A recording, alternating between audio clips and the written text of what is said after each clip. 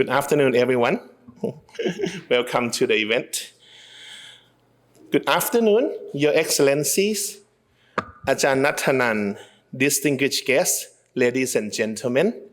It is my great honor and privilege to welcome you all to this esteemed panel discussion on the topic, Ambassador Talk, 1 Year in Ruins, the Russo-Ukrainian War and Prospects of Peace. Co-organized by the Center for European Studies at Chulalongkorn University and our Faculty of Political Science.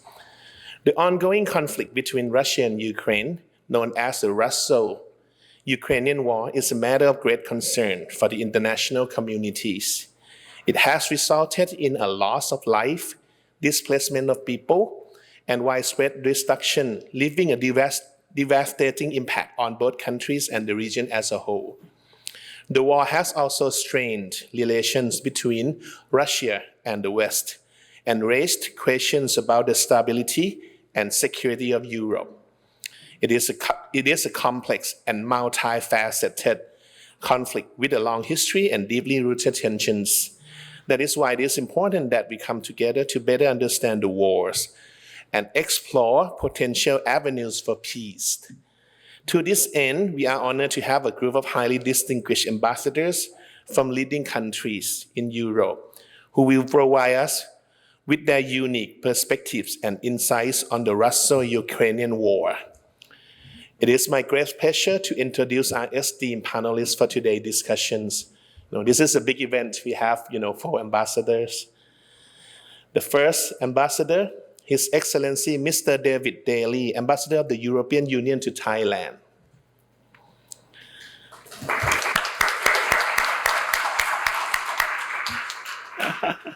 The second ambassador, His Excellency Mr. I hope I pronounce it right, Waldemar Dubaniowski, Ambassador of Poland. Okay. The third ambassador, His Excellency, Mr. Georg Schmidt, Ambassador of Germany. And of course, the last but not least, His Excellency, Mr. Juili Järviaho, from the Ambassador of Finland. And of course, one of our most important guests, our moderator, Associate Professor Dr. Nathanan Kunama, the Director of the Center for European Studies, or Ajahn Nan. I am confident that their insights will contribute to rich and enlightening discussion. It is my sincere hope that through this panel, we can gain a better understanding of the Russo-Ukrainian War and move closer to finding a lasting and peaceful resolution. So without further ado, I would like to extend my warmest welcome to our panelists and thank them for taking their time to participate in this important conversation. I invite you all to sit back, relax, and be prepared to engage in a thought-provoking and enlightening discussion. Please join me in giving them a round of applause. Good evening, Professor Prokon, Excellencies, professors, colleagues, and all participants here. In the last 12 months after Russia's aggression on Ukraine since 24 February 2022, this is the third event we have arranged to raise an awareness on this war. The first academic seminar was arranged a month after a war, so at the first quarter. The second seminar was after Russia's illegal referendum and annexation of 4 Ukrainian provinces in the third quarter. And in a couple of days, the war will reach its first year. So this is enough reason that we meet again for the third time. The Center was so honored that we have 4 honorable ambassadors with us who show solidarity with Ukraine and stay with Ukraine. Thank you so much again. Before listening to reflections from each ambassador, let me briefly summarize what happened in the last 12 months because we have a lot of students registered here. From the first quarter of the war, Russia occupied large part of eastern and southern Ukraine. However, this Kremlin-coined special operation did not seem to be quick and finished, as Kremlin has thought. I will use the word Kremlin and Moscow a lot because I still believe that they were good Russian civil society, if you don't mind. So Kremlin's miscalculation are coupled with Western armed supports to Ukraine, and more importantly, the fierce resistance from the Ukrainian make this special operation by President Putin cannot be achieved in the short time. And also since the first quarter, mass genocide in Bucha was revealed.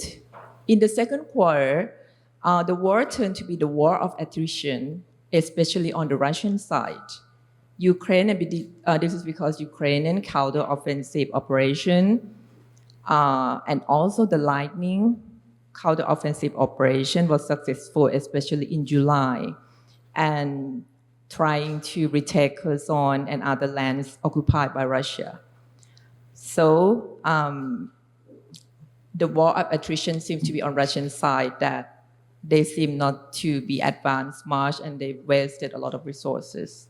And in the third quarter, this war of attrition severed Russia greatly. We have heard from the news that President Putin announced partial mobilization or เกณฑ์ทหารเพิ่ม on 21st September, making many Russian male flee the country.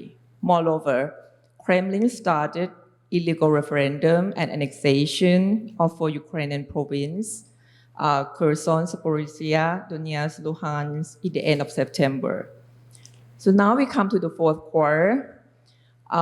Ukraine successfully attacked against Russia's supply line and command posts in southern Ukraine. Ukraine forces were able to enter Kherson. Russia continued to launch series of missile attacks on civilian buildings and Ukraine power grid. And this Kremlin's campaign of terror greatly suffered civilians. Regarding the EU and member state responses, EU launched series of unprecedented sanctions on trade, finance, freezing assets of Russian oligarchs, and banning aircraft. Almost all EU member states act in solidarity. What is crucial is that there's a shift in EU external policies, and EU start to support Russian in terms of military aid and arms. It's the first time to the third countries. So we have our first panelist, the European Union, our ambassador to Thailand, His Excellency Mr. David Daly. Ambassador Daly, the war has been 1 year already. What is your reflections regarding the EU on this? So it's quite open talk. So the floor is yours, please. Relax, everybody. This always happens to me. Firstly, can I express my great appreciation for being here this afternoon with you and for being at the center. It's an important center within the university, and I very much want to support it and the work you're doing. My reflections center around 3 thoughts. The first is that we come to the first year since the invasion, and I think it is good to do a certain stock taking of just what it has meant in human tragedy terms in the first instance. The second thought I want to mention is that there is a trap which none of us should fall into. Whether we are in Thailand, we are elsewhere in Asia, or indeed whether we are in Europe. The third thought I want to express is to share with you what I see as 3 strategic mistakes or miscalculations that have been made by President Putin, especially about the European Union. So firstly, the stock-taking on Russia's unjustified and illegal invasion of Ukraine. Let us recall that over 18,000 civilians have been killed or injured, of which over 1,150 children. Millions of refugees from Ukraine have fled abroad. 1.5 million Ukrainians are internally displaced elsewhere within Ukraine. It's estimated that almost 18 million Ukrainians require humanitarian assistance. Almost 6 million kids cannot go to school. There is clear evidence of war crimes. There is the economic damage to factories, to infrastructure, to agricultural land. And there's the global impacts that we see in terms of global food security, inflation, energy impacts, and so on. The conclusion I draw from this stock-taking is that nothing justifies all of this death, destruction, and dislocation. Nothing.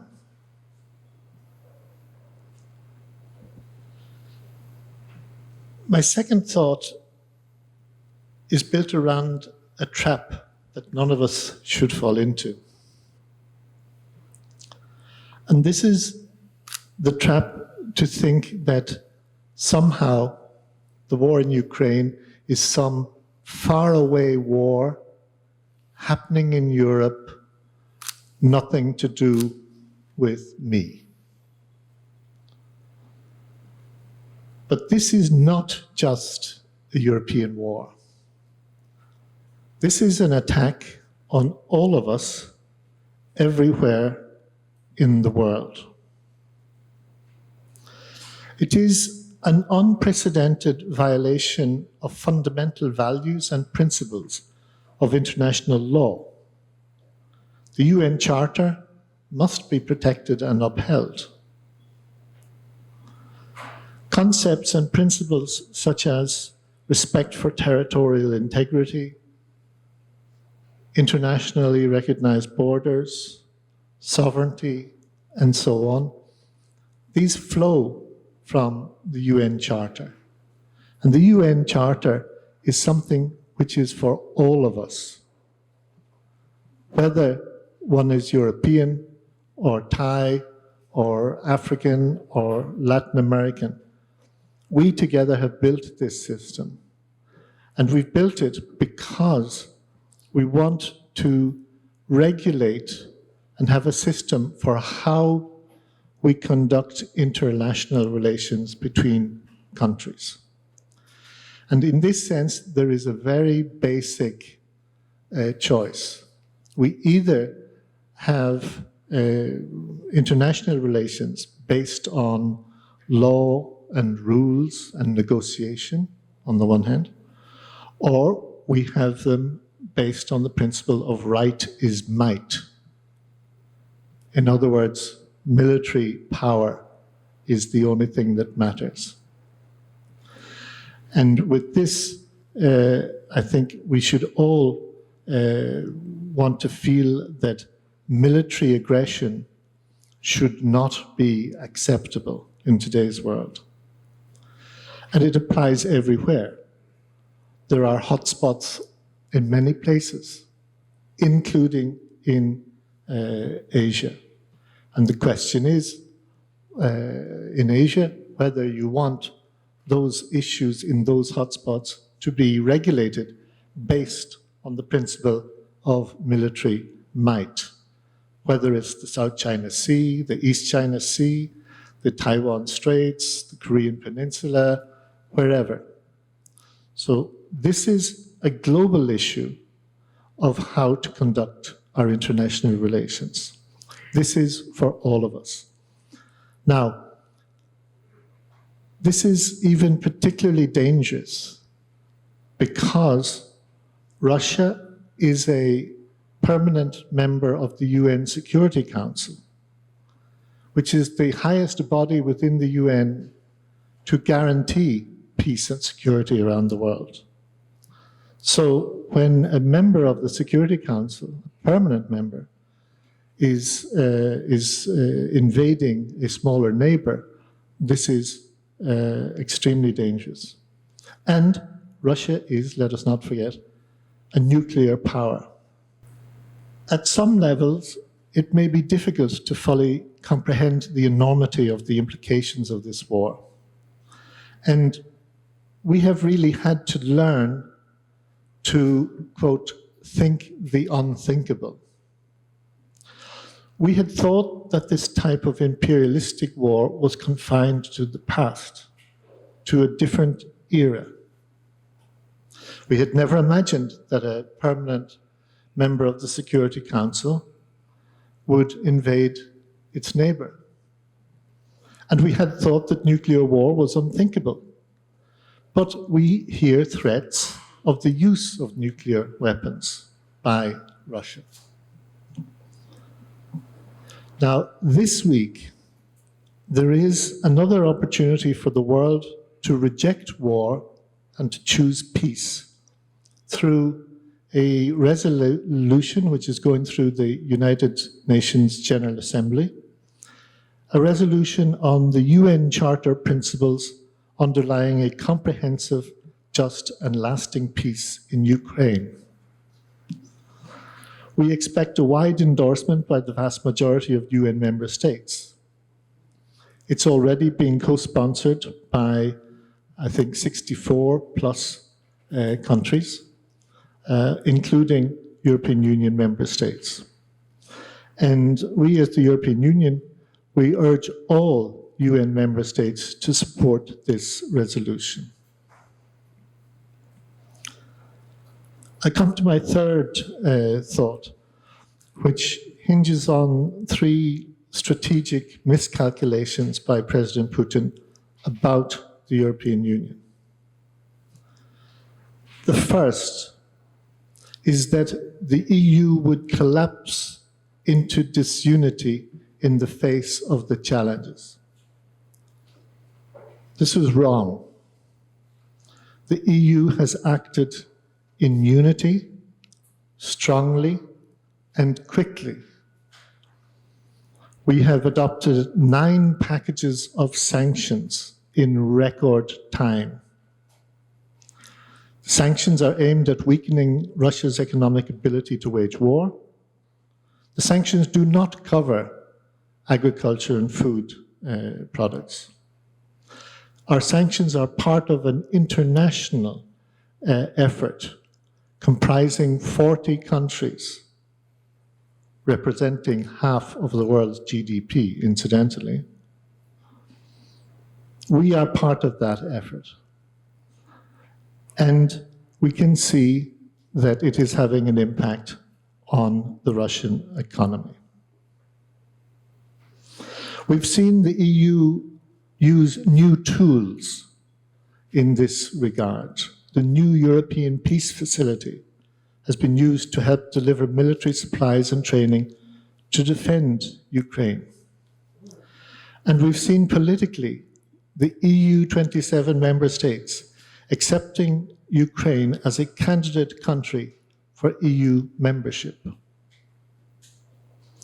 We also see, when we step back from some of this detail, we see the EU has become a much stronger actor in the security area and as an international political actor.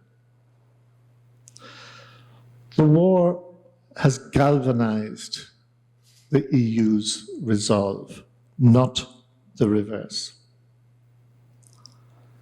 The second strategic mistake is that the EU public would reject the millions of refugees wrong. Refugees have been welcomed across the EU, even if the burden has so far fallen mainly on those member states bordering Ukraine. But there are Ukrainian refugees now throughout the European Union, including in remote parts, western parts of the Union. So there is a burden sharing, and the European public have not rejected their responsibilities in this regard. Strategic mistake number 3, that the EU was too dependent on Russian energy supplies to help Ukraine, and that the EU economy would be destroyed. Again, wrong.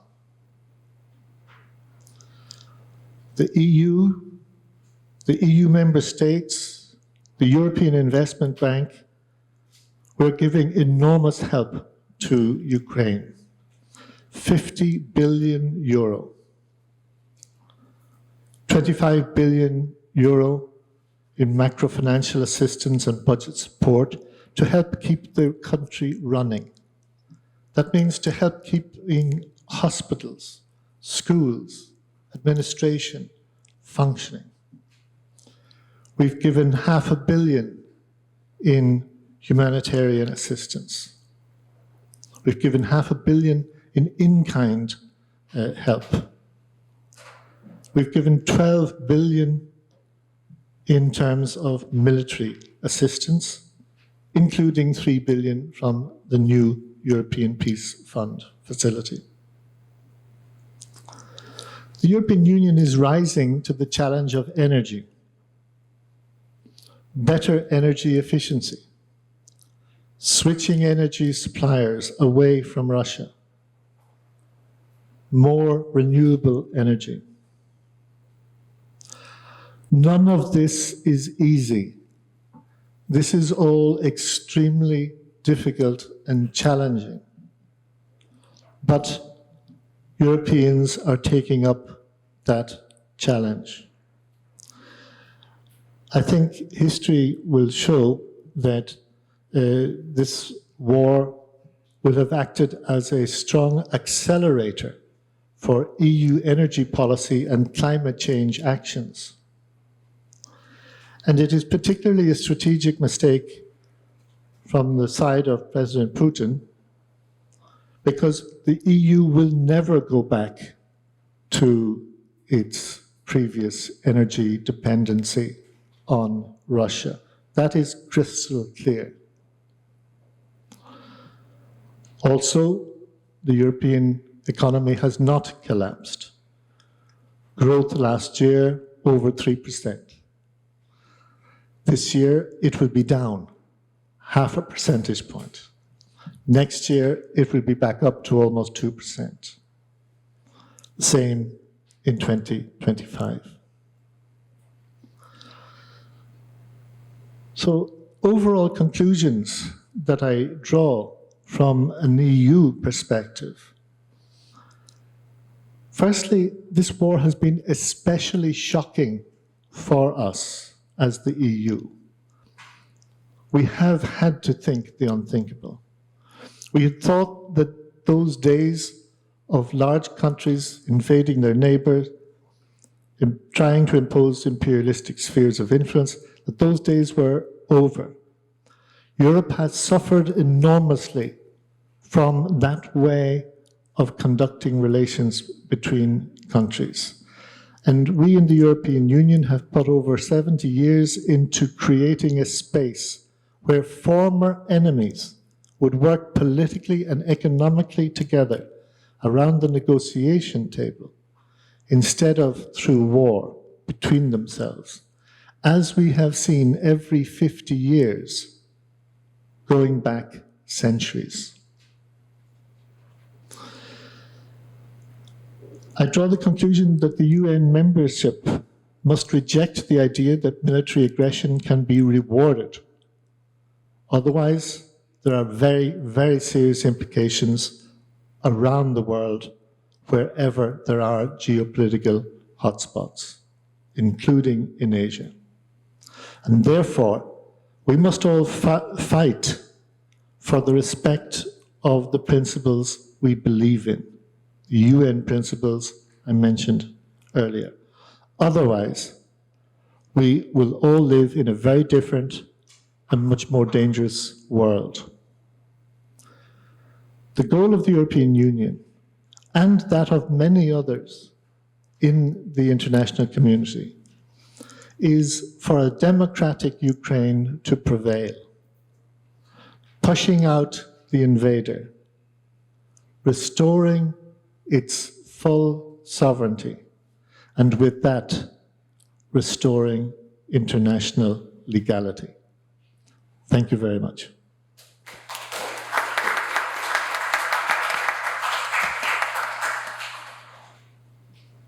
Thank you so much, Ambassador Daly.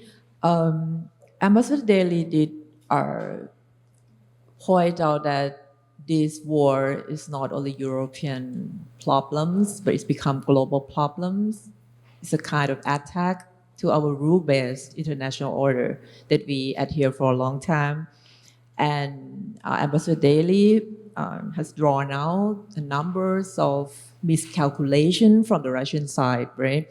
That are be aware that especially we start from a student aware about the energy crisis that Europe won't survive this winter, but it turns out that European states be able to find the substitute and be able to find renewable energy and also be able to cut the dependency on Russian energy. And also to the bigger picture, European integration. This war make the EU become stronger and also become the larger humanitarian actors, like accepting over 8 million of refugees, and also the miscalculation on the sanctions of the EU. It turns out that overnight packages of unprecedented sanctions did suffer Russia greatly. Thank you so much, Ambassador.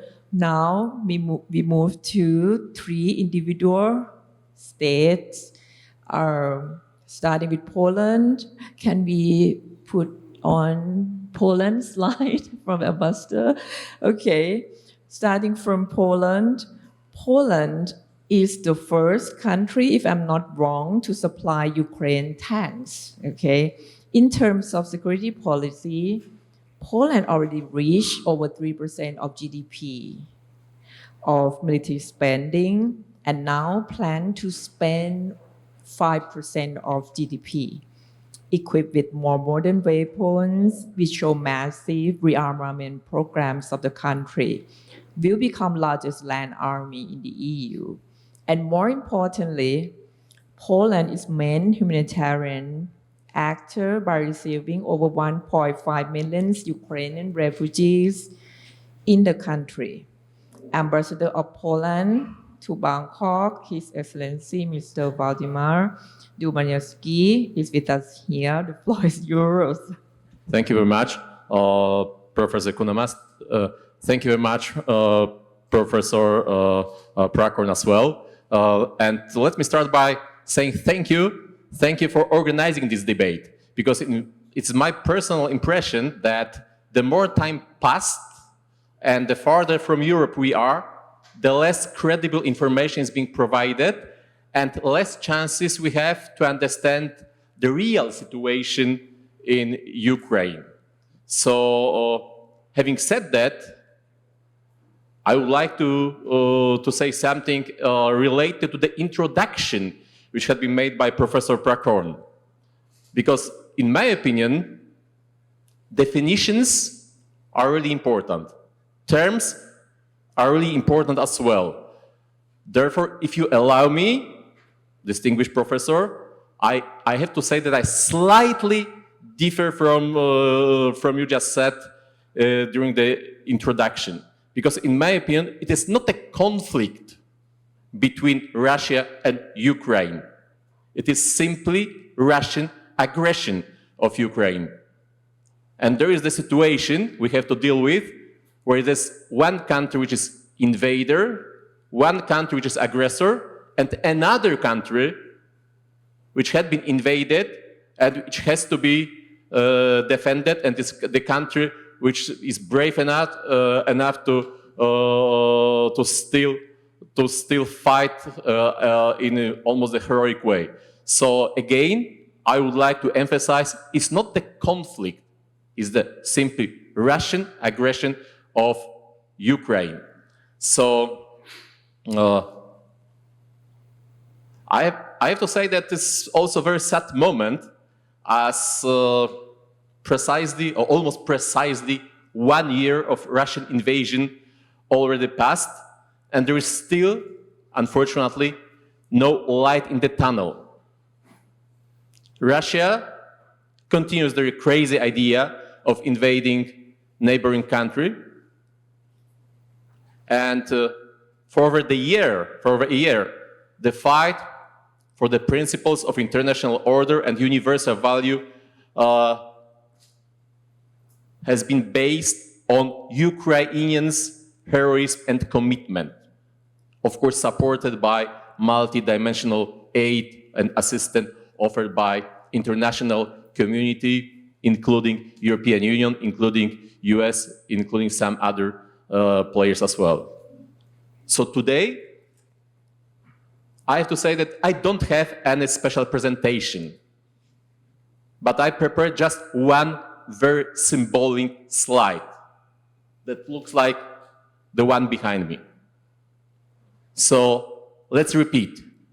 If Russia stops fighting, there will be no war. But if Ukraine stops fighting, there will be no Ukraine. So, to be completely honest, after our panel discussion today, this is definitely a motto I would like you guys to remember, because it also helped a lot to understand Ukraine's determination, the EU determination, and US determination in supporting Ukraine.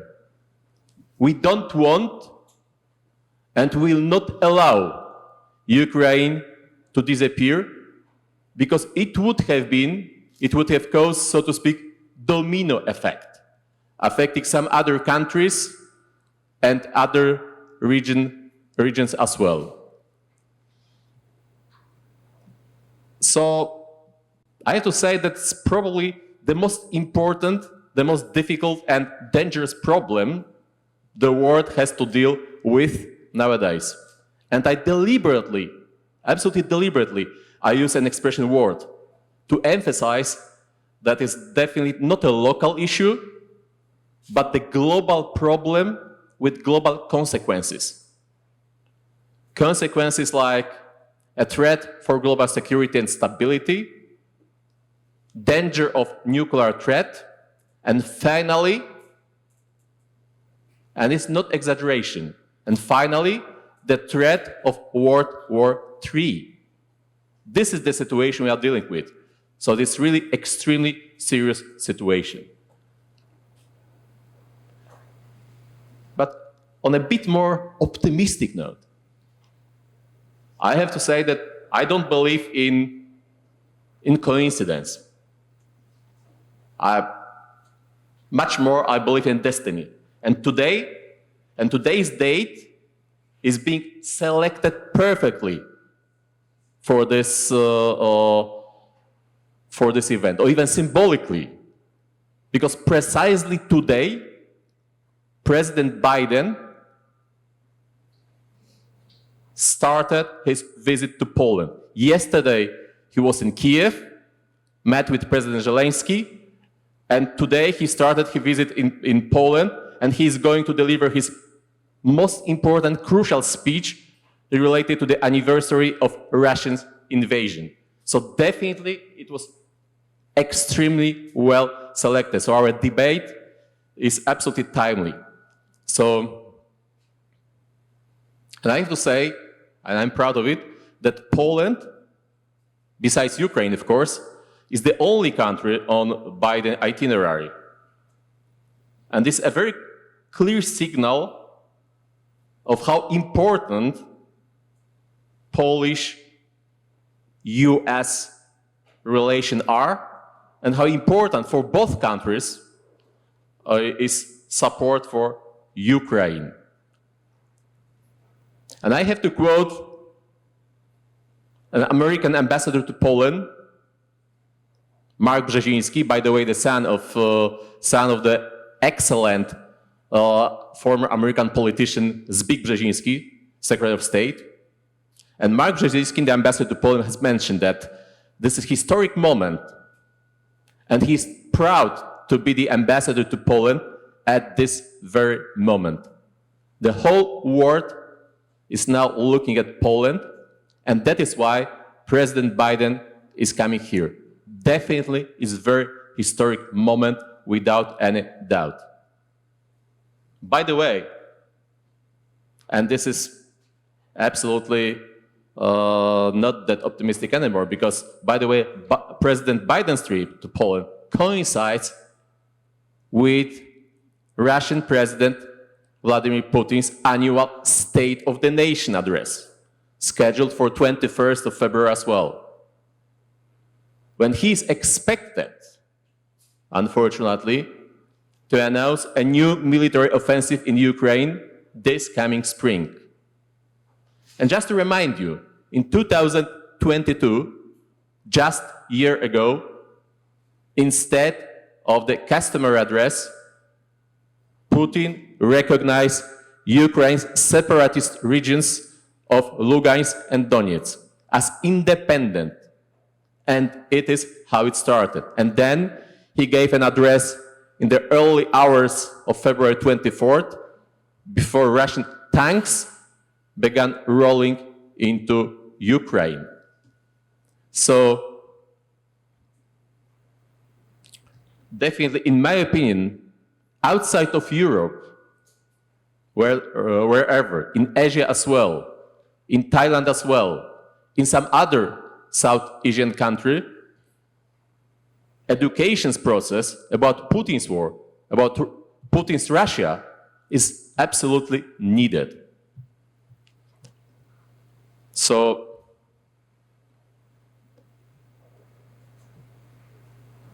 I have to say that currently, Ukraine's biggest donor is Biden's administration. But just after the European Union as total, I don't want to separate Poland from Germany, Germany from Finland or some other countries, but definitely EU is one of the very important and significant donors as well. But there's still there's ongoing support which is being needed. So every single support from Asia is also being welcomed. Substantial support, moral support, psychological support, and legal support as well. Ambassador David Daly just mentioned there is a chance in the near future to show this sort of support during next voting in United Nations General Assembly. Hopefully, there will be the solidarity in voting. So that's let's cross our fingers. Especially that some expectation for softening of Putin's position are not especially great. As some of the American officials expressed, there's little hope for talks. And even the White House National Security Council spokesperson, John Kirby, he told in November that Putin has shown absolutely zero indication that he's willing to negotiate. I repeat, absolutely zero indication that he's willing to negotiate. And it's always extremely difficult to discuss and to start negotiation with someone who is not interested at all. I would say quite on the contrary. Everything he is doing on the ground and in the air shows a man who wants to continue the violence process, and the one who would like to show his strength, which is absolutely miscalculation, as it had been mentioned already. And after 1 year of invasion, we already know how barbaric Russian invasion is. If you recall Bucha massacre that Professor Kunamaska has already mentioned, if you recall all these bombings over civilian facility, so this is something hardly imaginable in the 21st century. So this is not just conflict. Again, I repeat again, is the invasion, and barbaric invasion. And please believe me, we know, I mean we in Poland, what we are talking about, as Poland is practically the front country. We are a neighboring country to Ukraine, and we are also on the front line of all these hostilities. And of course, after the initial plans for a blitzkrieg, which failed in March 2020, Russia shifted a strategy. And devastating war with indiscriminate bombings and violence against civilians became one of its key tactics. That's true. It's not just on a battlefield, it's also the tactics directed into the civilian facilities and civilians themselves. And we in Poland, we experience this consequence of the war on a daily basis. Majority of refugees usually escapes to Poland or through Poland. We already gave a shelter to almost 3 million Ukrainians, and everything without any single refugee camp. So we know precisely what we are talking about. And immediately after the invasion, we started convincing our friends from Europe that supporting Ukraine by sending them weapons and ammunition, it should be considered as a priority number one. And I have to say, we were absolutely right. Because it's still the case. Ukraine needs support, Ukraine needs weapons, Ukraine needs ammunition as well. And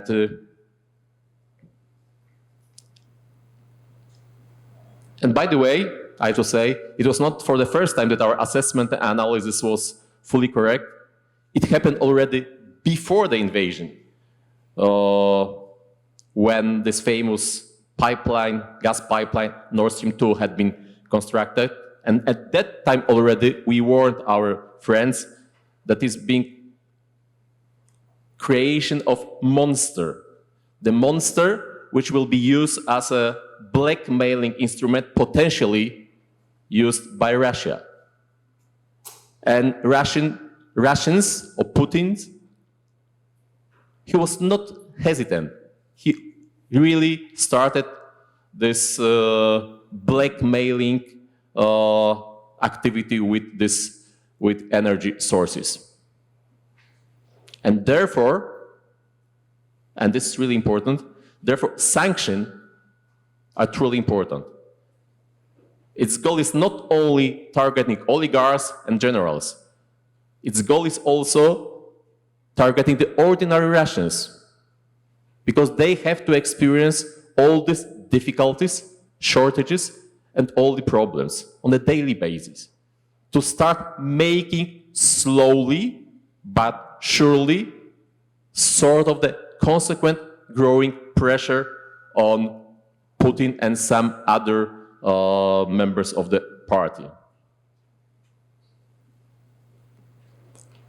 Having said that, also a couple of days ago, I believe 3 days ago, It's also important that what U.S. Vice President Kamala Harris said in Munich. She accused Russia of committing crimes against humanity. It's very important. This is not the humble ambassador just mentioned. This is something what Vice President of US mentioned, that Russia committed crimes against humanity. And this is what she said. We know that the legal standards, we have examined the evidence. We know the legal standards, and there is no doubt there are crimes against humanity.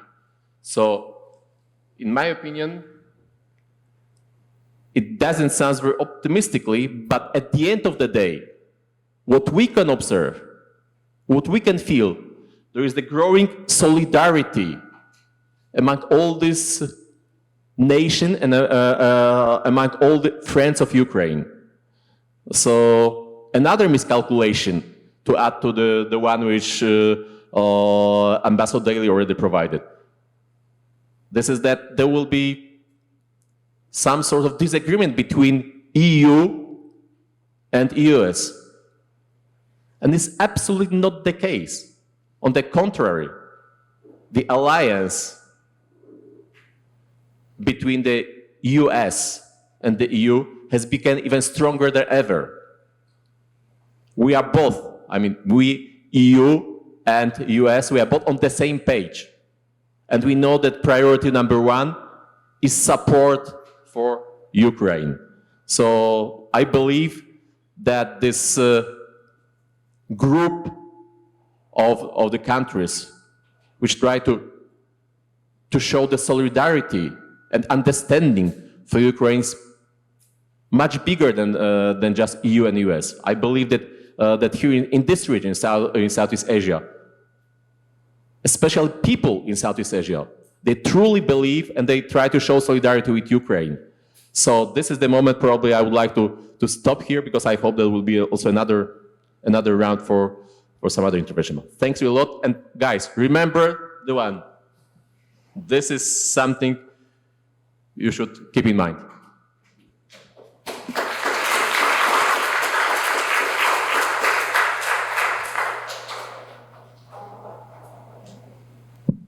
Hello.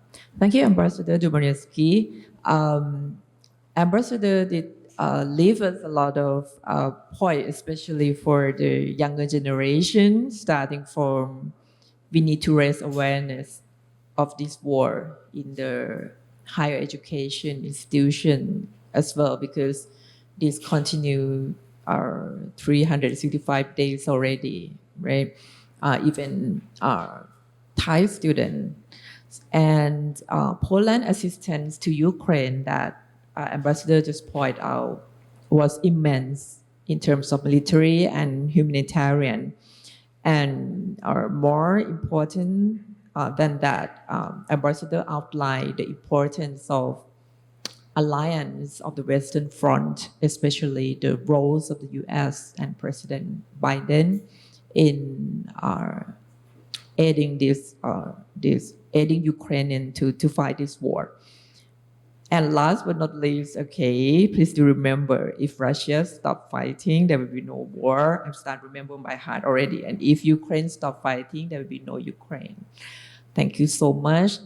Now we move next to Germany, and Russia invasion in Ukraine create a turn in German foreign policy, so-called Zeitenwende, and there were translation as an epochal tectonic shift and challenged the former New East politics or Neue Ost politics since Chancellor Willy Brandt to Russia. After a decade of below NATO 2% of GDP, now Germany tried to achieve 2% target, and German lawmakers just passed over 100 billion euro to strengthen country's armed force.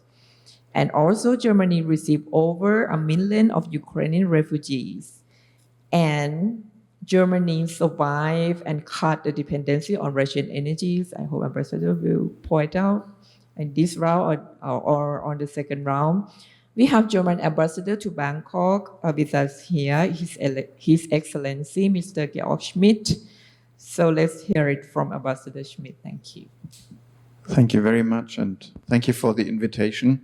And I admire you, like when I was at university, after sort of 15, 20 minutes of people talking in front of me, I would slowly go into like a state of like, oh my God, and not another one. Similar voice, similar tonality. So really, chapeau. And the fact that you're sitting here and that you're interested in it serves as a great encouragement to us as ambassadors from European countries who often think like, why is this so important? And many people say that, why are you so concerned? Aren't there other conflicts in the world? And I would always answer, yes, there are many other conflicts in the world. Before I came here, I was Africa director. I was very much involved in other conflicts and wars in the world. And I think we have a very terrible situation in Myanmar with millions of people suffering with aerial attacks of a government against its own people. And the same way that I think we're trying to raise awareness of what's happening in Ukraine, we're also trying to raise awareness back home that, yes, it's an immediate threat, and I will talk about it a little bit later, but also we must also see like the world from a different perspective. And if I look at the war in Yemen, which has been going on for years and years, if I look at other wars, it's terrible, and we have a lot of them. I would like to structure my intervention along 2 points. One is to pick up on what you said, Zeitenwende, what it means for us in Germany, and the second, I would try to look a little bit forward also, because we all remember what happened before the invasion. I remember very clearly how Russian government officials sort of said, oh, nothing is happening, it's all a ruse, this is all a lie, it's propaganda, nobody plans an invasion. And we knew what happened. And it's difficult because I remember also when our chancellor went to Moscow just a few days before the invasion and talked to Putin. And we said, look, don't do it. There will be consequences. There will be economic and political consequences. So it's not that we didn't try to talk. The French president went there. You remember the pictures of the long, long table with President Putin. And as a diplomat, I believe that we should always exploit any possibility to have a talk. But it's difficult to talk to someone who has lied right into your face. Not that easy. But let me start with Zeitenwende. 3 days after the invasion, our chancellor stood up in parliament and gave a very long speech. And that said, this is a change. We can't continue as before. And some of the points were mentioned. And the most important was definitely an upgrading and a realization that we do need to have more hard power. Germany, because of its history and because of also something that's very normal, politicians like to spend money more on education, social services, housing, infrastructure than on the army. We did not spend enough on our defense, and we strongly believe that by building bridges into Russia, economic bridges, and civil society, etc., that we could reduce the possibility of an armed conflict or of a war. And there was a big disappointment, a huge disappointment, that despite all this, what you described as Ostpolitik, we can have a long discussion about it, yet on the 24th of February we saw an invasion. By the way, the Ukrainians would say the war had started already in 2014. Let's not forget about this. It started with Crimea. And you can criticize the German position from 2 different angles. And it's a very important policy debate in Germany as well. One is we were too soft on Russia all the way along. And this was a criticism which came from many people in Poland, many people in the Baltic countries. They said, look, you're naive, you underestimate the aggression, the aggressive nature, and Russian imperialism, and you're being too soft on it for political, emotional, but also economical purposes. And you mentioned the discussion on Nord Stream, and it was a policy controversy which created deep rifts in the European Union and also between us and our allies. Let's not make a mistake about it. So that was one way of criticizing. You were too naive. You were too kind with Russia. The other one was like saying, you are too hard with Russia. If you had listened to President Putin, and he gave you so many warning signals, don't come closer, don't come closer, don't come closer, gave a speech also at the Munich Security Conference, then this whole thing wouldn't have happened.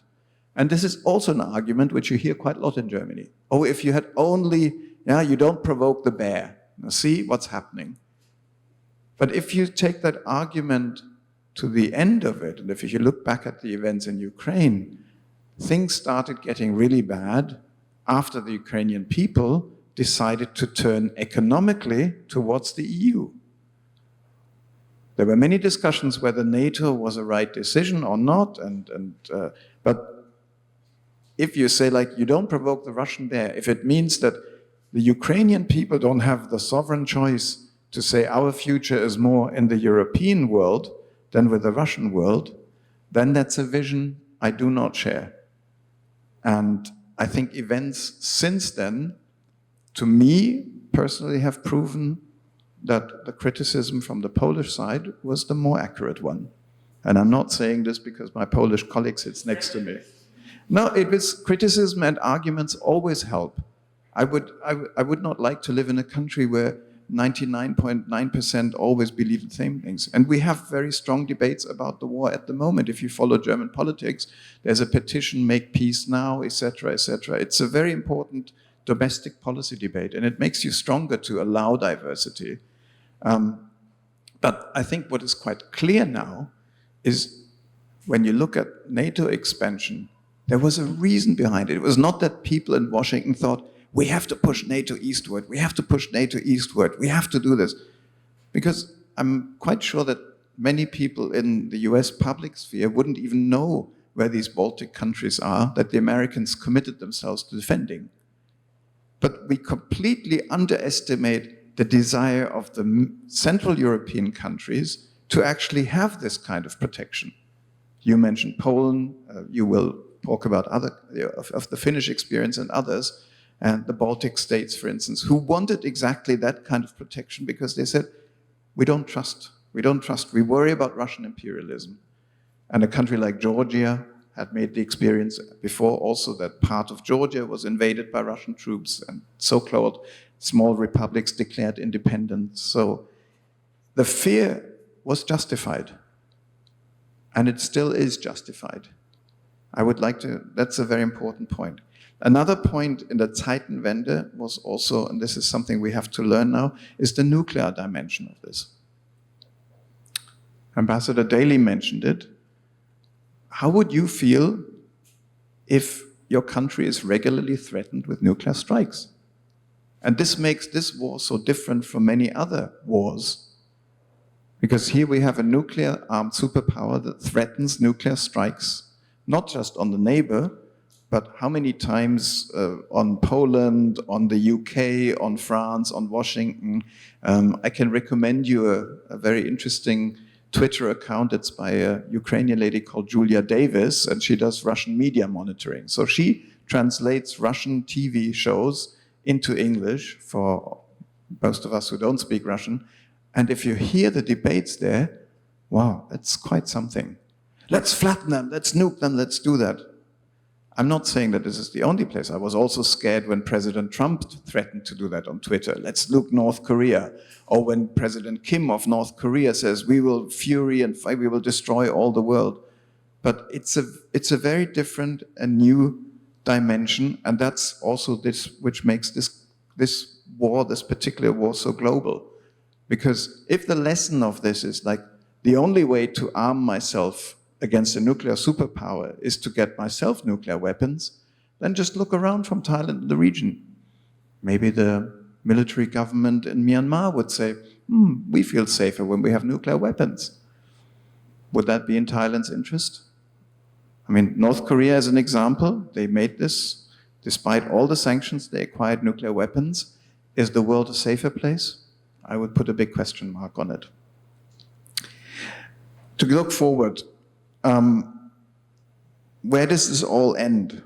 I don't have a crystal gaze, but you can analyze like the side from Russia, you can analyze their military means. And there are lots of military accounts who say like how many people have actually died, and it's a tragedy for every loss of life. And you see the first mobilization, we might have a second wave of mobilization. I think it's important to see how many thousands of young Russians basically just escaped over the border. That is completely understandable. That shows how much or how little they think of this war. But if I look at the hardware, of course, Russia has a lot of military hardware still. Aircraft, the Russian fleet, and of course, the nuclear dimension. If you look at economic means from the Russian side, the Russian economy has not collapsed, but it's hurting. But nobody expected a collapse from the Russian economy very quickly. If you can see how long economies can survive under economic sanctions, look at North Korea. Look how long the apartheid regime in South Africa survived under sanctions. So sanctions will take a long time. And then this question of international support. I don't see a lot of open support, but I see a lot of sympathy from many countries who just had enough of American unilateralism. And to say, yeah, but what about Iraq? What about this? What about that? And my answer to that is two wrongs don't make a right. If you were against the Iraq war in 2003, there's no reason that you should support this war. How does it look like for Ukraine? It's a huge strain on the Ukraine military. And I think without our support, without US support mainly, but also Poland and other countries, things would look very differently. It's very hard for an economy to survive with all the strikes on civilian infrastructure, with so many people actually running away.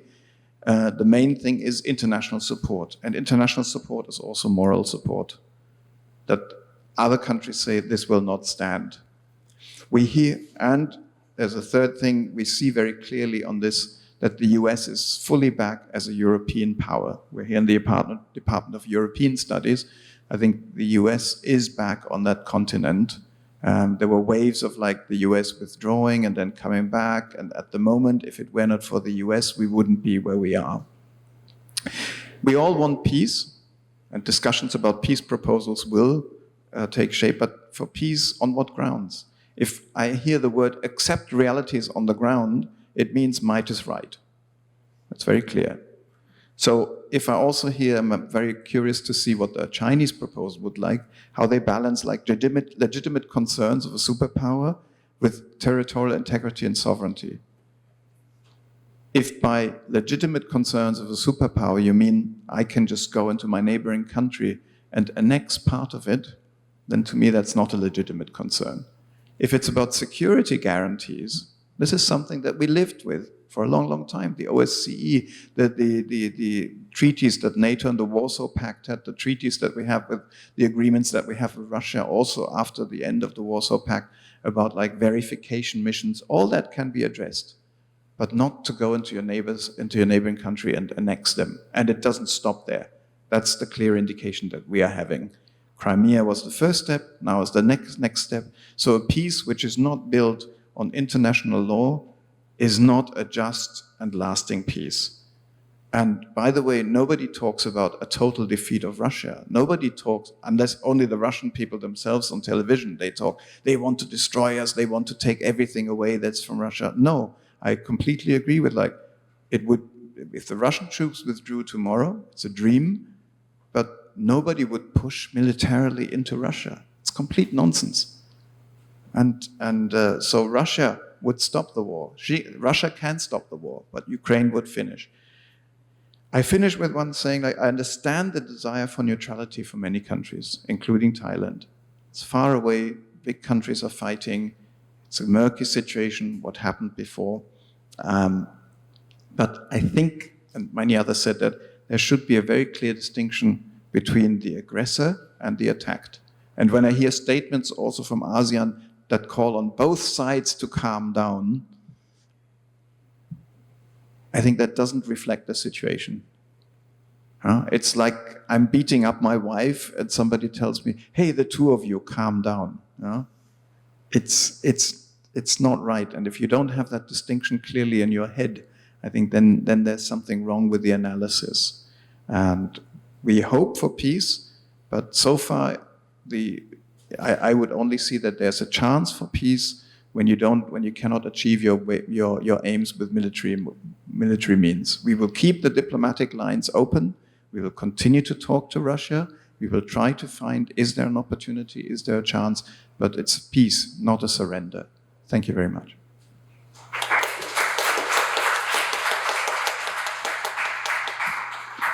Thank you very much, Ambassador Schmidt. Ambassador just expand the view on what is the Zeitenwende or this epochal shift. So there were two elements. So the way that Germany was underestimate Russia in the past, and this is going to be these German and Russian relations going to be changed from the Zeitenwende, and also the aspect of nuclear dimension and nuclear threatening from Moscow. And what strikes me most is the word support is different thing from sympathy.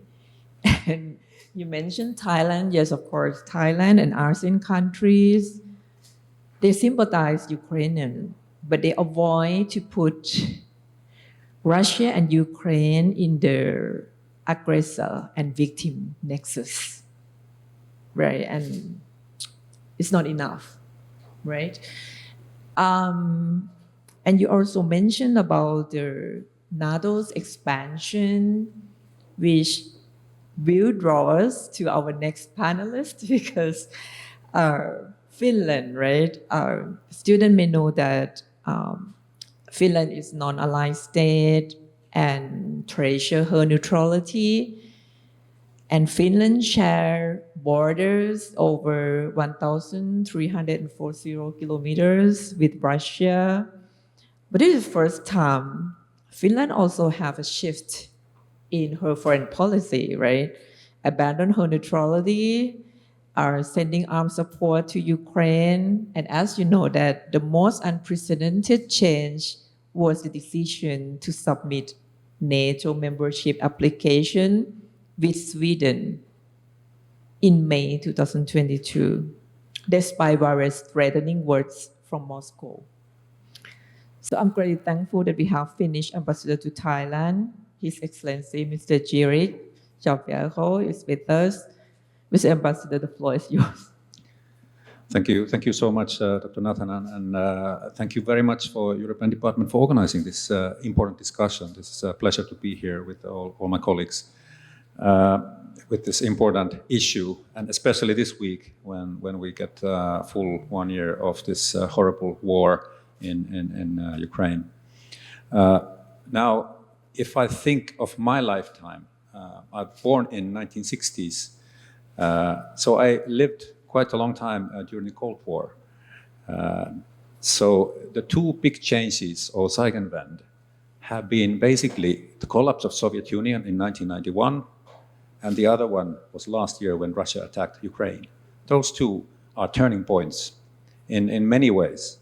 First of all, the 91 collapse of Soviet Union changed the structure of Europe quite profoundly.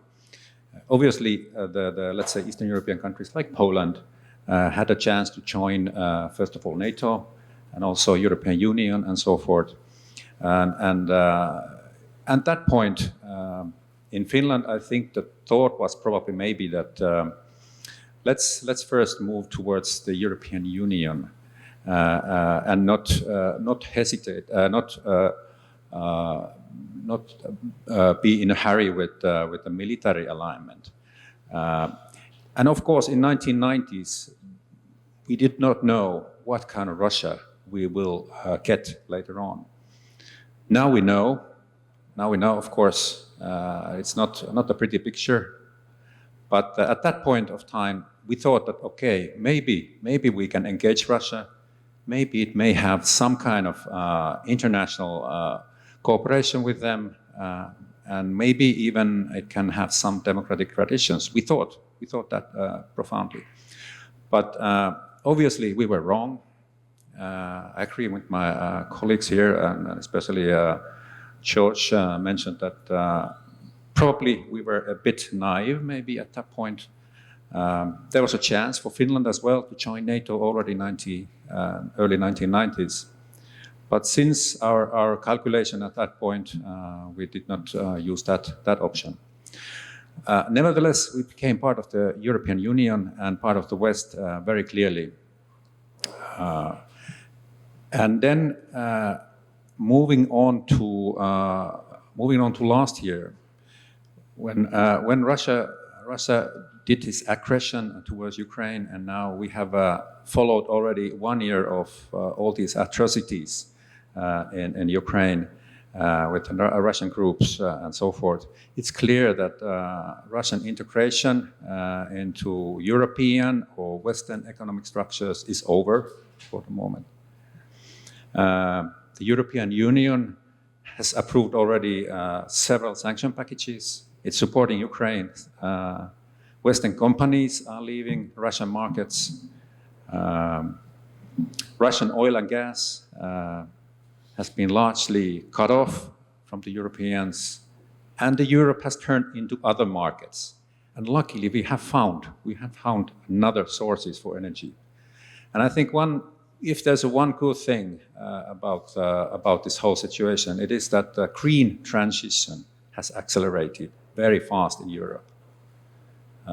Now that I read lately that the wind and solar power in Europe is building up very fast. In Finland, these days, 25% of electricity is produced by wind power. So that's a major change in our system as well. So we are now living in a totally different world. And of course, we must remember that actually war started already in 2014 by Russian illegal annexation of Crimea at that point, and support in the Ukraine separatist forces. Now, of course, Ukraine has the right to defend itself. This is provided by United Nations Charter. And all United Nations member states have a right and moral obligation to support Ukraine's sovereignty and independence. And Ukrainians are defending not only their country and homes, and of course they're losing their lives every day as we speak, but they're defending the universal values of United Nations Charter, sovereignty, and independence and democracy, and in fact, European security as well, when they do that. Of course, their courage and resolve is admirable. They, of course, deserve our support fully. As explained by my colleagues already, the European, the US, many other countries as well are supporting Ukraine. Finland has supported already by 760 million euros humanitarian aid, but also military equipment and so forth. But now, going to the issue of NATO membership, just a few months before the war, the NATO support by the Finnish people was just 25 or 28% in Finland. After the aggression began, the support rose up to 55 to 60%, almost immediately. And just a couple of months after, and now it's around 80% of the population are supporting NATO membership. And of course, the brutal war crimes that Russian troops are committing is even increasing this more. And of course, in our history, we have an experience of our war with the Soviet Union at that time.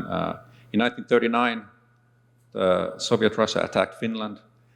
We were not aligned by any country, with any country, and therefore we had to fight alone against Russian aggression. And we know that this is very, very difficult for a small country. So in this sense, we feel the solidarity for Ukraine at this point. But we also understand our position.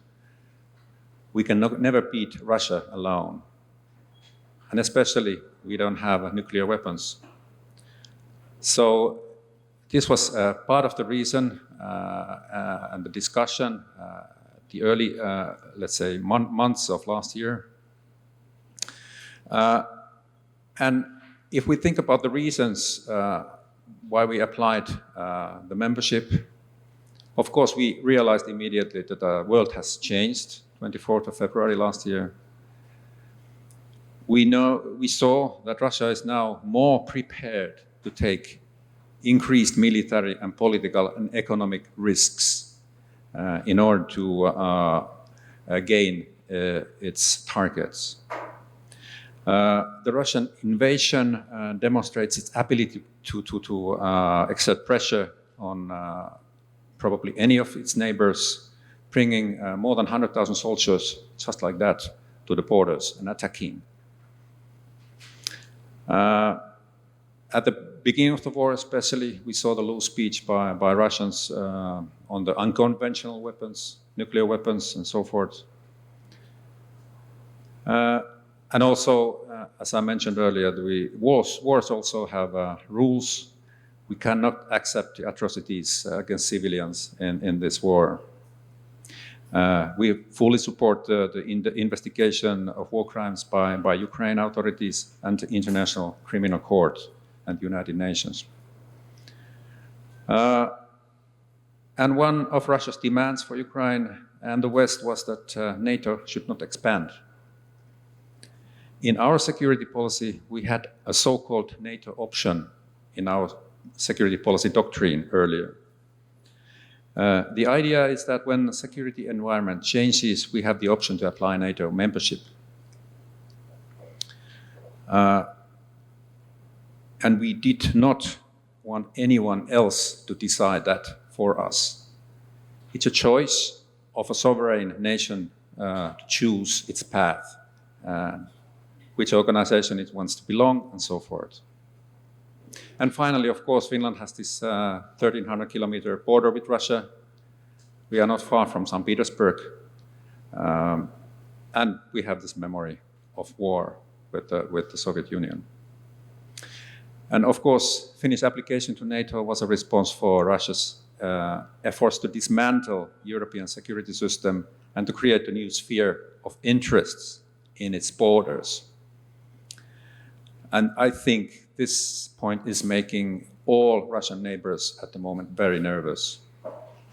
We hear already now about Moldova and their problems with Russian influence in that area as well. Now, today, 28 out of 30 NATO members have ratified the protocol for Finland's and Sweden accession to NATO. We are now waiting for Turkey and Hungary to finally ratify. We have a special process with Turkey. They have some special criteria for us, and we have tried to do our best to comply with some of the criteria. We believe that by the July this year, when NATO has the summit in Vilnius, Lithuania, both Sweden and Finland will be members of NATO. That's our aim. We would like to join together since the, let's say, cooperation between Finland and Sweden has been very deep and security issues throughout the years. And we see that the Northern European security needs us both. We would bring more security for Northern Europe by joining together.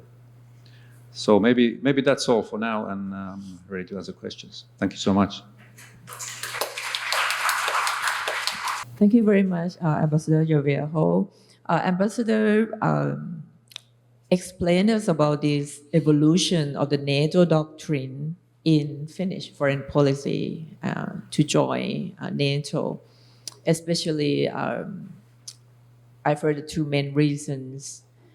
The way that Finland realized that Russia could do anything, could be capable of doing anything. And the second point is atrocity that did happen in this war.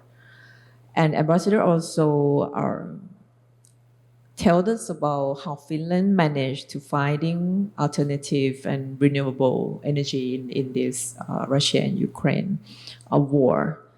So thank you so much. Now, the final round, I would like to ask each ambassador to leave any comments, or I can pick up, there was like a kind of humanitarian issues, the uprooted people, the energy, or any topics that you would like to leave to the younger generation here on this 1 year of the war. Let's start with EU Ambassador David.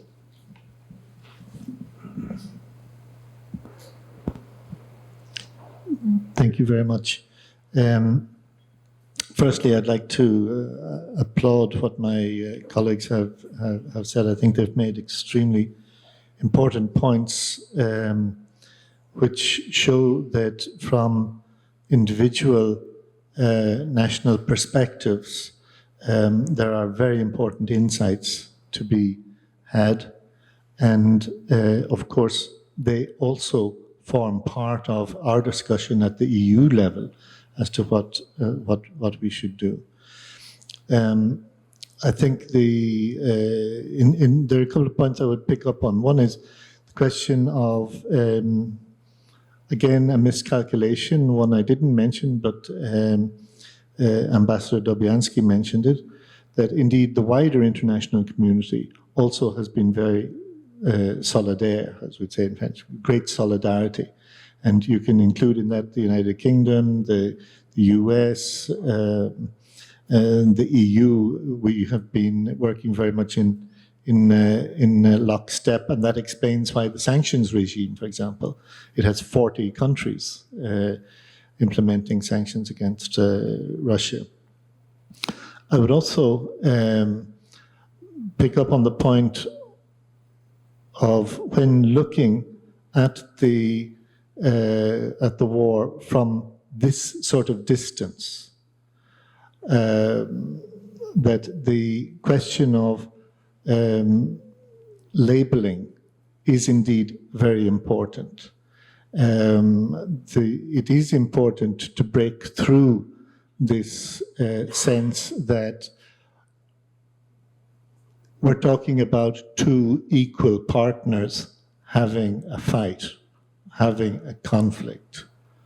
This question of aggressor and victim is very important to understanding the wider implications of the war all over the world, because everybody has neighbors, large or small. And there are indeed many hotspots and existing wars, but the actual invasion of one large neighbor into a smaller, this needs to be recognized as not just some minor disagreement between equal parties. And that plays into the point of this is not just about Europe. I very much admired the very pithy saying that the Polish ambassador has used when talking about, oh, let's have peace and let's have dialogue and how can it be achieved and so on. There is a simple way of having peace, which is for the war to stop, for the aggression to stop. Russia can, by stopping to fight, Russia stops the war. And it's absolutely evident that there would be no appetite on anybody's part for the war to continue if Russia left Ukraine, that the war would continue beyond the borders into Russia. This is absolutely absurd. But in all of this, I think there is it is important to very carefully analyze the situation and the information that people are exposed to, because It's just too easy for one side to say of another, everything he says is propaganda, none of it is true. There are reference points which should be used in order to critically evaluate the information that is being received. This is a quality university. You know what serious study, what serious analysis is all about. And this university is itself a reference point in terms of the assessments you do on different topics. And of course, the same is true internationally. If you have a study from Yale University that shows that the impact of the sanctions is quite severe, that indeed the foreign companies who are leaving Russia, they account for a staggering percentage of Russian GDP. This is serious analysis that has to be treated seriously and can help you to find the objectivity. So know your sources whom you trust and be wary of simplistic assessments which essentially are propagandist. Everything I think that we have said on this panel is open to being assessed and checked and so on, and you will find our views to have been very well grounded.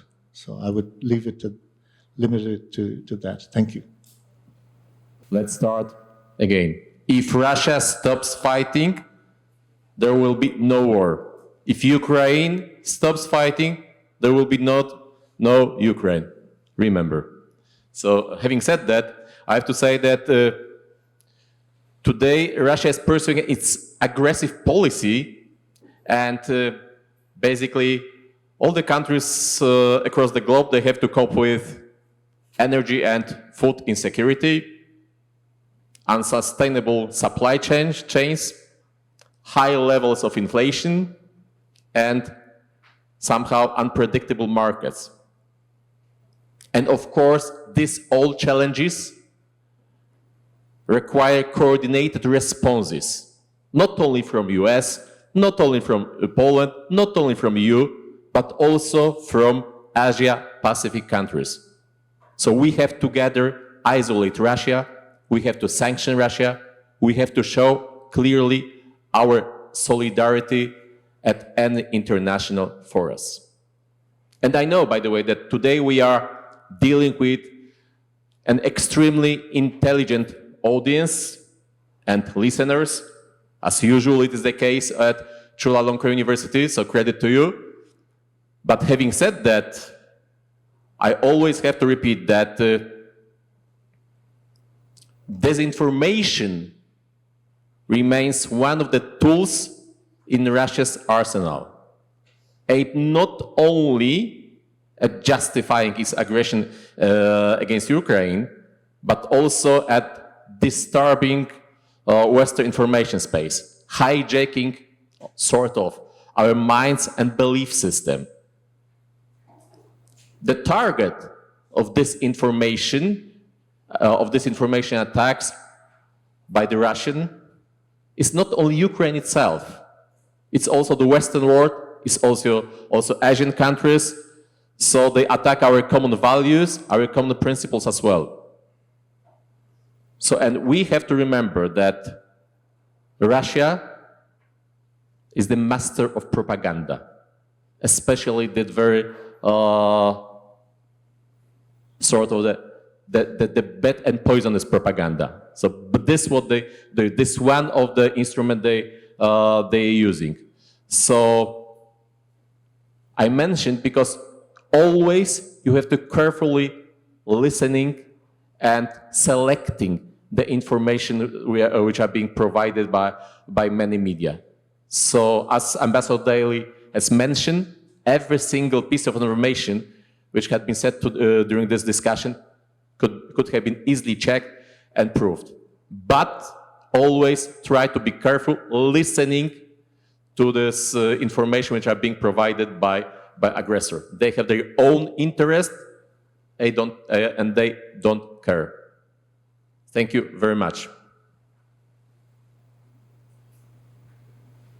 Okay, now you're subjected to a second round of statements, but okay, I hope there's still time for some questions from your side. I'll make 2 points, which I haven't made before.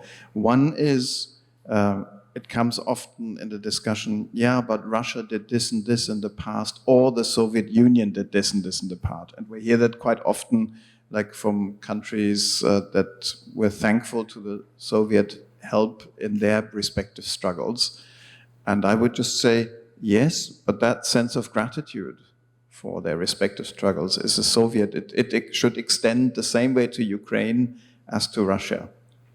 And it's the same, sometimes we are mixed up in our German policy debates. We say we have a particular responsibility towards Russia. Yes, there is a particular historic responsibility towards Russia. If I look at what the German Wehrmacht has done and inflicted incredible pain and crimes, all the crimes that you talked about, but the crimes were also inflicted upon Ukraine. So the same sense of solidarity and responsibility should apply to Ukraine. That's my point number one. My point number two is to come back about borders and revision of borders. And if you look at the map of the world today, there are lots of borders that cut through cultural communities for very different reasons.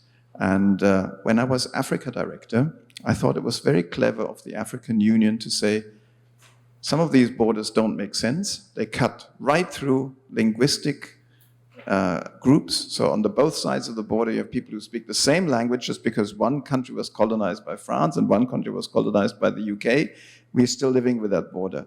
But I think it was very clever of the African Union to say, let's not start fight about these borders. Let's make them become irrelevant, meaningless. Let's open the borders with economic union and others.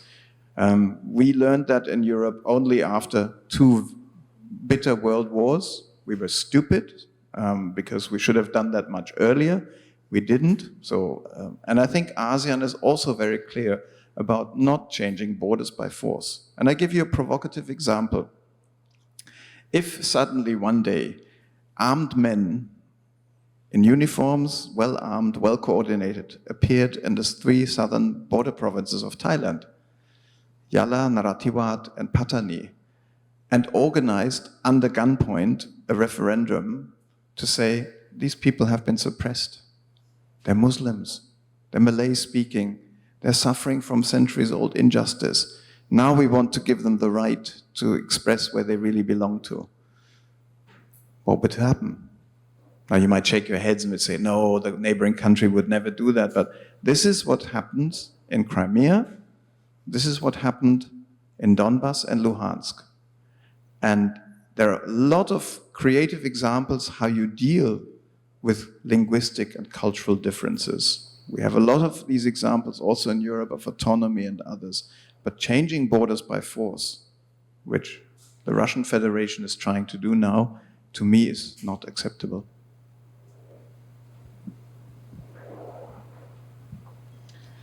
Indeed, just good to continue from that. In basic terms, of course, moving borders with military force does not belong to 21st century. We must understand that. We all should agree on that. And of course, at least I start thinking that Russia was losing Ukraine because it's not developing itself economically. It's only looking on its military might and so forth. It of course gets funding from selling oil and gas, natural resources, but it hasn't developed its own economy. There's no innovation, not too much. So obviously Ukraine was looking towards Europe. This is an economic competition, and by military force, you cannot change that. You should be not able to change that. But having said that, I think and I believe it would be in Finland's and everybody's interest to have economically, politically, culturally developing a stable Russia, integrated in the world economy, having peaceful relations with all its neighbors. That would be ideal. We would love that.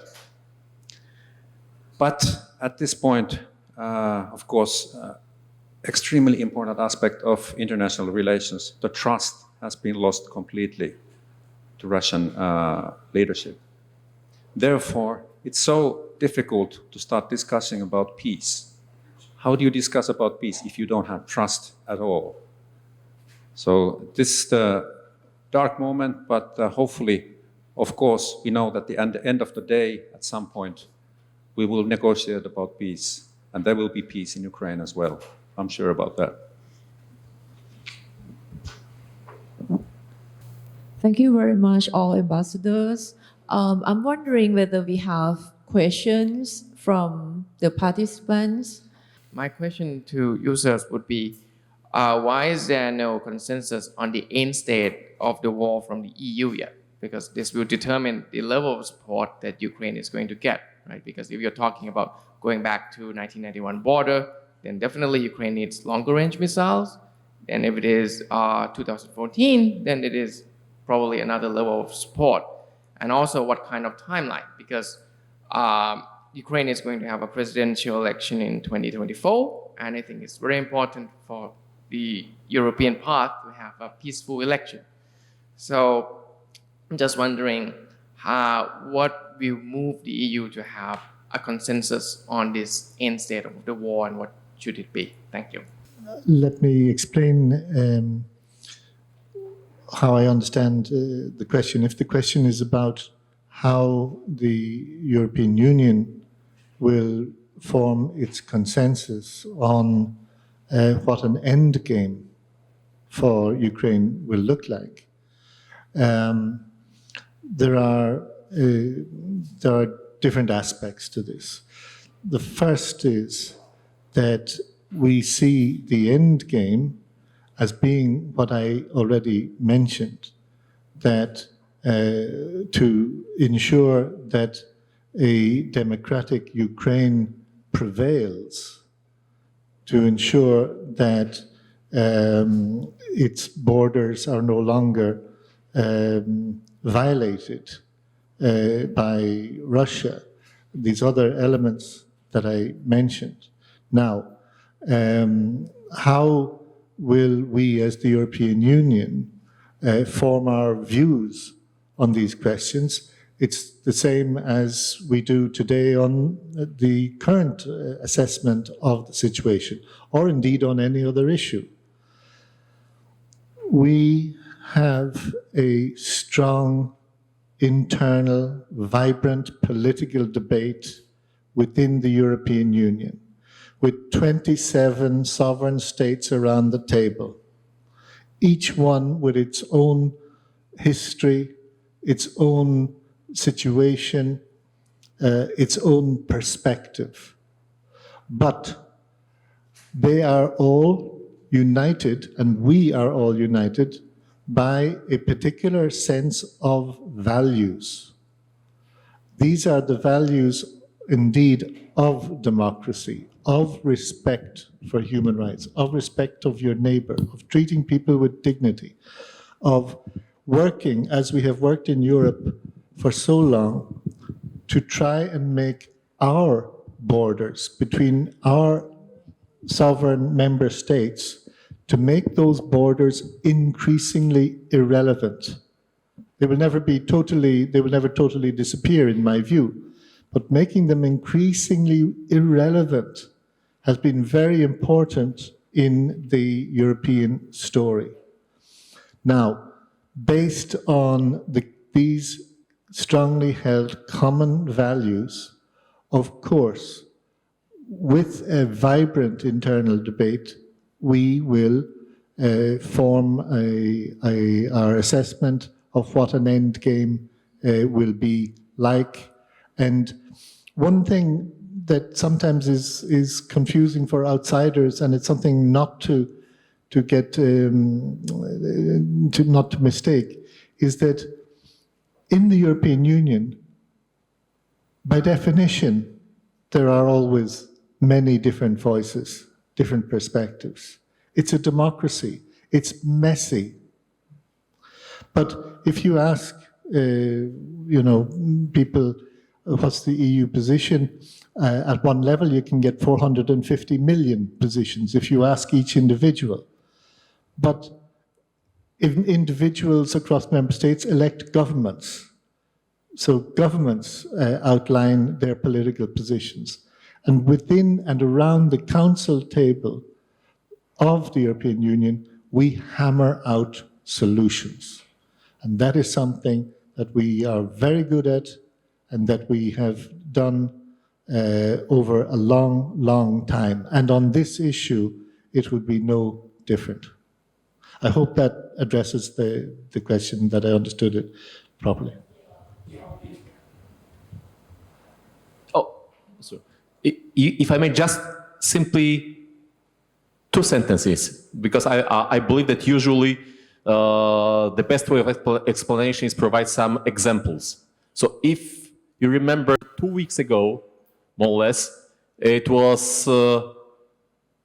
President Zelensky visiting the European Parliament. And honestly, I never ever remember that anyone from head of states had ever such a great and excellent welcome, and you feel in the air in the European Parliament that solidarity is there and the support from all the Europeans. Doesn't matter whether they are Germans, Poles, Dutch, or some other guys. So all of them applauded, all of them supported. It was a standing ovation. So it definitely shows the position and sort of the consensus without any specific debate, that definitely all the Europeans within the European Union would like to understand each other without saying. Thank you. It's interesting that you asked this question, because Europe is not at war with Russia. The Russians, they haven't even declared war on Ukraine. They have declared a special military operation. In Russia, you can still go to prison if you call it a war. So we are not at war with Russia, but we are deeply involved in this war. And so it's first and foremost, I think, for the Ukrainians who are fighting for their survival to decide where to go and how to do it. That they do it in very close consultation with the countries that support them, that is also clear. And on the during the Munich Security Conference, the Ukrainian foreign minister, he specified, and he said the liberation of all Ukrainian territory. But he said one other important aspect: peace will only come if at one point Russian society will realize what has happened in their name and will apologize to Kiev for what they have done. And I can say this is far off. It's a very difficult process. And as a German, I know what I'm talking about.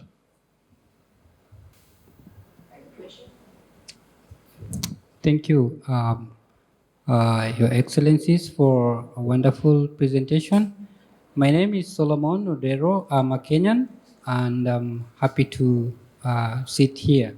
And Your Excellency, Mr. George, I am so privileged that you've been in Africa, and we face some challenges, and you really understand. Like the boundaries between African countries, especially you've been to Kenya and Uganda, we don't consider those boundaries so much, because I can't sleep in Uganda and wake up in Kenya, and it is just okay. And this is something that could also be applied in Europe and in other European countries, because those boundaries, in as much as they were drawn by the colonizers in our situation, but as Africans, we have realized that unity is more important than any other thing. I'm so happy with the presentation that you made, specifically Your Excellency George, that diplomacy could be the more solution to this aggression in Ukraine. And based on my understanding, if Russia stop war in Ukraine, then there would be no war.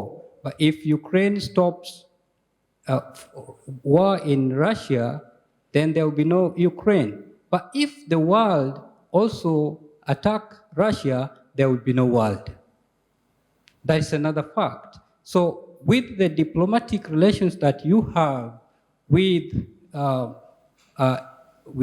Russia, how can we leverage on that strength to ensure that we bring Russia into the table? I do not know why they are not interested in talking, but I think this is the only and the best solution, because aggression and attack, we are dealing with a military power with weapons who can destroy the world just in a twinkle of an eye, and we have to really work with them in a very professional and intellectual manner, and bringing a negotiation as the best alternative to this kind of aggression could be working. So I really want to put it to you that you have more responsibility to talk with Russia than any other person, because they may listen better to your words than US, than Poland, and than any other person. Again, Russia has a lot of interest in other parts of the world. Like today, the Sino-Russia-African Summit is very strong. And unless the sanction is also going to affect Africa, we might not end this soon, because the trade that goes between Russia and Africa in my country right now is very strong, that we must involve all these other African countries as well to realize. Today, food prices in Kenya is very high because we depend on Ukraine, and we have been supporting Ukraine, and we must continuously support Ukraine, but then this support must be seen actively by the European Union through negotiation and diplomacy. Thank you. I completely agree with you that there's a huge responsibility to talk, but to talk from a position of strength. But to talk it in a measured way, to calmly, and this sounds easy as we are sitting here, we are not being bombed, we are not sitting in the cellars, we are not facing all the attacks that the Ukrainians are facing. But to calmly tell Putin that this aggression will not stand, back down, and to do it repeatedly. And yes, I agree, we have a big responsibility, although I think that our influence, we're being seen by the Russians as already they're part of that camp.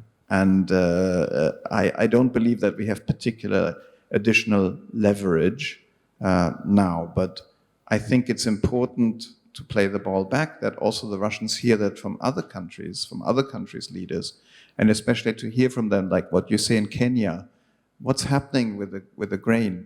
What's happening with, for the first time, the WHO, we couldn't buy enough grain to support the crisis in Somalia, for instance, or to support the refugee camps in Kenya, by the way, some of the largest refugee camps in this world.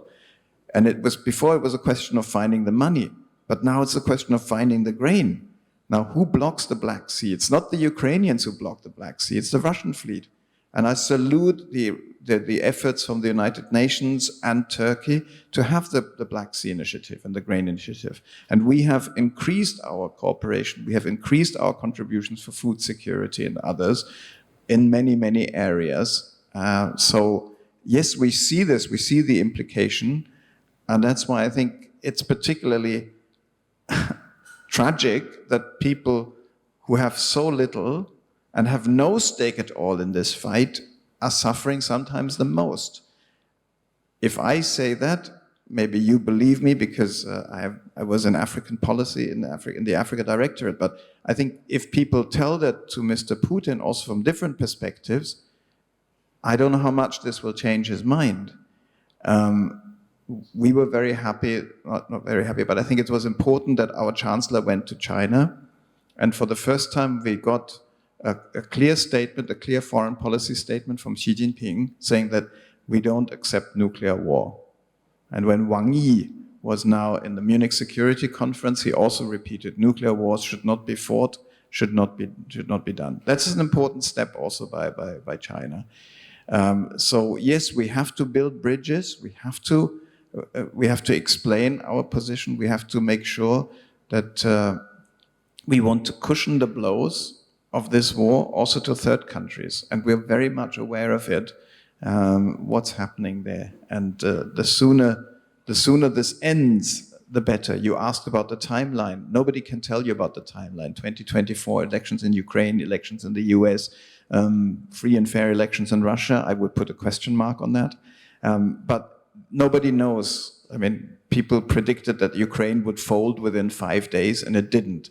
People predicted that Russian economy would fold within 6 months, and it didn't. And unfortunately, this can go on for a long, long time. Maybe one point also that you hinted at, Russia has very dangerous weapons. That is why we're treading so carefully. We don't take this threat not seriously. If somebody threatens, veiled or unveiled, to destroy you, and at the same way also that what you said, like to destroy yourself, this is a huge responsibility. It's a huge responsibility for world peace, not world war, but world peace. And again, I wish that more countries would also say, stop threatening the use of nuclear weapons. I haven't heard any statement from ASEAN, correct me if I'm wrong, about the non-use of nuclear weapons. ASEAN countries feel strongly about the nuclear-free zone, but I haven't heard any statement from here like the Chinese are saying, stop the use of nuclear weapons. And it's a huge challenge. How do we find the right balance between this aggression must stop, but not to be counter-aggressive? And this falls to us, but I would say it's a global responsibility. And it's particularly painful to see for so many people who have little to say, now the Europeans are doing it again, and we are drawn into a conflict which is not of our own making. I can very much understand that feeling.